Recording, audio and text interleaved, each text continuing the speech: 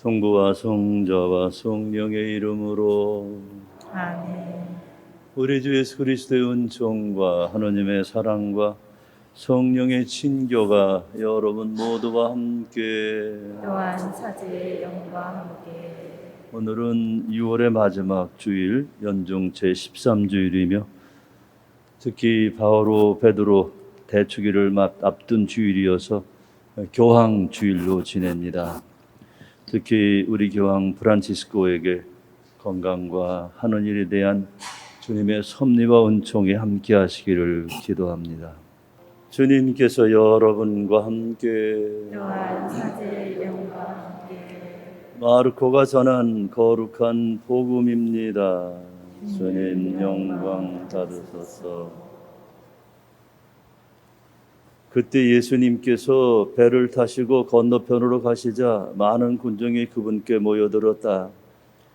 예수님께서 호숫가에 계시는데 야이로라는 한 회당장에 와서 예수님을 뵙고 그분 발 앞에 엎드려 제 어린 딸이 죽게 되었습니다. 가셔서 아이에게 손을 얹으시어 그 아이가 병이 나 다시 살게 해주십시오 하고 간곡히 청하였다. 그래야 예수님께서는 그와 함께 나서시었다. 많은 군중이 그분을 따르며 밀쳐댔다. 그 가운데 12해 동안이나 하이라는 여자가 있었다. 그 여자는 숱한 고생을 하며 많은 의사의 손에 가진 것을 모두 쏟아부었지만 아무 효용도 없이 상태만 더 나빠졌다. 그가 예수님의 소문을 듣고 군중에 섞여 예수님 뒤로 가서 그분의 옷에 손을 대었다. 내가 저분의 옷에 손을 대기만 하여도 구원을 받겠지 하고 생각하였던 것이다. 과연 곧 출혈이 멈추고 병이 나은 것을 몸으로 느낄 수 있었다. 예수님께서는 곧 당신에게서 힘이 나간 것을 아시고 군중에게 돌아서시어 누가 내 옷에 손을 대었느냐 하고 물으셨다. 그러자 제자들이 예수님께 반문하였다. 보시다시피 군중이 스승님을 밀쳐대는데 누가 나에게 손을 대었느냐 하고 물으십니까? 그러나 예수님께서는 누가 그렇게 했는지 보시려고 사방을 살피셨다. 그 부인은 자기에게 일어난 일을 알았기 때문에 두려워 떨며 나와 예수님 앞에 엎드려 사실대로 다 아뢰었다. 그러자 예수님께서 그 여자에게 이르셨다. 딸아, 내 믿음이 너를 구원하였다. 평안히 가거라. 그리고 병에서 벗어나 건강해져라. 예수님께서 아직 말씀하고 계실 때 회당장의 집에서 사람들이 와서는 따님이 죽었습니다. 그러니 이제 스승님을 수고롭게 할 필요가 어디 있겠습니까? 하고 말하였다. 예수님께서는 그들이 말한 것을 곁에서 들으시고 회당장에게 말씀하셨다. 두려워하지 말고 믿기만 하여라. 그리고 베드로와 야고보의 동생 요한 외에는 아무도 당신을 따라오지 못하게 하셨다. 그들이 회당장의 집에 이르렀다. 예수님께서는 소란한 광경과 사람들이 큰 소리로 울며 탄식하는 것을 보시고 안으로 들어가셔서 그들에게 어찌하여 소란을 피우며 울고 있느냐? 저 아이는 죽은 것이 아니라 자고 있다 하고 말씀하셨다. 그들은 예수님을 비웃었다. 예수님께서는 그들을 다 내쫓으신 다음 아이의 아버지와 어머니와 당신의 일행만 데리고 아이가 있는 곳으로 들어가셨다. 그리고 아이의 손을 잡으시고 말씀하셨다. 탈리타쿰. 이는 번역하면 소녀야 내가 너에게 말한다. 일어나라는 뜻이다. 그러자 소녀는 곧바로 일어서서 걸어다녔다. 소녀의 나이는 12살이었다. 사람들은 몹시 놀라 넋을 잃었다. 예수님께서는 아무에게도 이를 알리지 말라고 그들에게 거듭 분부하시고 나서 소녀에게 먹을 것을 주라고 이르셨다. 주님의 말씀입니다. 그리스도님 찬미합니다. 참 예수님 평안하시기를 빕니다. 그래요. 7월부터는 사회적 거리두기 단계 조정 때문에 코로나 백신을 맞으신 분들은 어떤 모임의 정원 이외에 더 오셔도 된다는 그런 나름대로 안내가 있었죠. 그리고 백신 맞으신 분들끼리는 모임을 회의를 할 수 있도록 나름대로 조치한다는 그런 얘기도 있었습니다. 부디 7월부터는 우리의 이 이상스러운 삶이 일상으로 돌아갈 수 있는 주님의 은총으로 우리의 삶의 새로운 모습을 다시금 경험하게 되기를 바랍니다.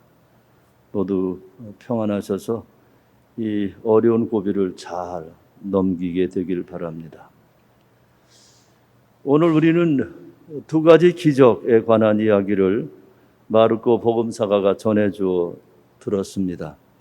하나는 12해 동안이나 앓던 여인이 병을 치유받는 이야기이고, 또 하나는 죽었다고 말한 어린 여자아이가 되살아난 이야기를 들었습니다. 한 이야기는 주님을 찾아뵙고 그분께서 어떻게 해주시겠지라고 하는 마음으로 구원을 받겠지 하며 그분의 옷에 손을 댄 여인의 이야기고, 그래서 그분께서 내 믿음이 너를 구원하였다 하고 말씀하신 이야기를 듣습니다. 또 하나는 주님을 찾아뵙고 애걸복걸하며 그분께서 함께 하시기를 청한 야이로라고 하는 회당장의 이야기입니다. 그가 자신이 알고 있는 방법으로 주님을 함께 가시기를 청했고, 주님께서는 얼마나 먼 길인지 모르겠습니다만 그래도 그 많은 사람들을 놔두시고 따로 제자 몇과 함께 야이로 회당장의 집에 가셔서 다른 이들은 도대체 무슨 일을 하려는 건가 하고 전혀 믿음 없는 사람들의 태도 속에서도 야이로 회당장과 그 어머니, 소녀의 어머니의 믿음을 보시고 아이를 낫게 하신, 그리고 특별히 아람어로 탈리타쿰이라고 말씀하시며 그 아이를 일어나게 하신 기적의 이야기가 오늘 우리가 들은 복음입니다. 둘 다 12회라고 하는 특별한 시간을 알려주고 있죠.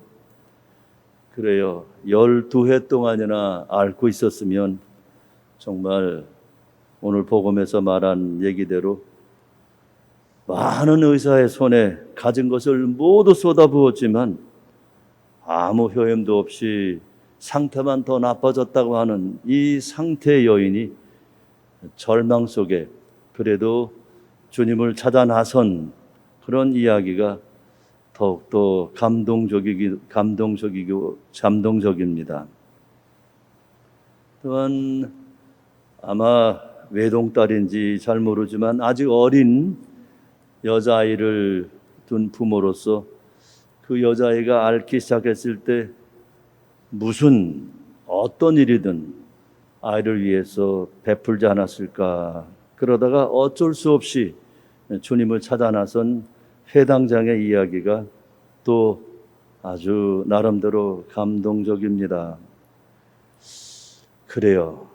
회당장이라고 하는 사람은 어떻게 보면 어떤 회당의 책임자로서 구체적으로 그 사람의 직위가 어떤지는 모르겠습니다만 나름대로 유다인들의 회당에서 그 회당을 관리하고 책임지는 사람이라면 비록 사제나 성직자는 아니지만 나름대로 책임이 있고 덕망이 있으며 무엇보다도 다른 사람에게 존경을 받는 사람이라고 말할 수 있습니다. 그러니 아마 웬만큼 다른 사람들을 부리는데 익숙한 사람이 직접 주님을 찾아뵙고 엎드려 간청하는 그런 모습이 아주 인상적이지 않습니까? 중요한 것은 주님을 찾아 나선 이들이 모두 그들이 얻고자 하는 것을 얻었다. 여인은 구원을 받았고 회당장의 어린 여자아이는 생명을 되찾았다 하는 것이겠습니다. 오늘 복음서가 말하고 있는 가장 큰 핵심적인 내용은 주님은 사람을 낫게 하시고 죽음에서 되살리시는 분이시다라고 하는 고백이 마르코가 전한 핵심이 아닌지 생각합니다. 그러면서도 찾아 나선 여인과 찾아 나선 야이로의 경우를 통해서 우리는 우리 삶 속에 주님께 어떤 모습으로 다가서고 있는지, 그리고 구원을 받겠지 한 믿음을 얻은 여인의 경우를 통해서 우리도 구원을 얻을 수 있음을 아주 간단하게 명확하게 말해주고 있습니다. 그리고 도대체 가능하지 않을 죽은 아이를 되살리시는 주님의 전능하심을 통해서 주님은 사람을 살리기도 하시고 구원하신다는 사실을 또 명백히 해주고 있습니다. 사실 어떻게 보면 앓는 여인의 경우 얼마나 많은 세월을 원망하며 지냈을까, 또 얼마나 많은 수고를 여자아이 딸을 위해서 부모는 애썼을까, 그러면서 얼마나 많은 마음을 졸이고 상하고 아파했을까. 그러면서 얻은 구원과 새 생명은 어떻게 보면 우리에게 이런 이야기를 하는 것 같습니다. 우리는 이미 나았고 이미 되살아났다는 사실을 잊고 있지 않는지 돌아보게 합니다.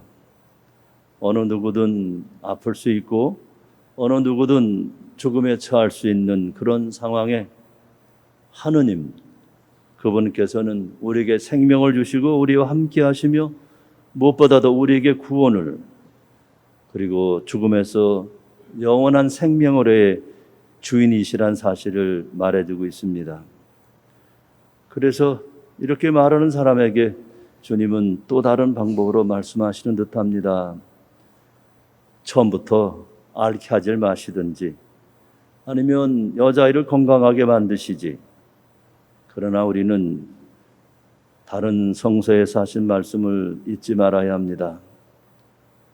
옹기가 옹기장이한테 나를 왜 이런 모습으로 만들었어? 라고 말할 수 없듯이 우리가 알고 있는 많은 만들어진 것들은 만들어진 그 모습대로 사용해야 제대로 가치를 갖는 것처럼 우리의 삶은 하느님이 시작하셨고 섭리하시고 완성해 나가시는 여정 속에 있음을 잊지 않는 것도 오늘 두 기적을 통해서 이미 우리에게 기적이 일어났고 우리는 살아있으며 생명을 유지하고 있고, 그리고 이것은 내가 찾아낸 것이 아니라 거저 준 것이란 사실을 잊지 않도록 하는 것도 오늘 우리가 들은 복음의 핵심이겠습니다.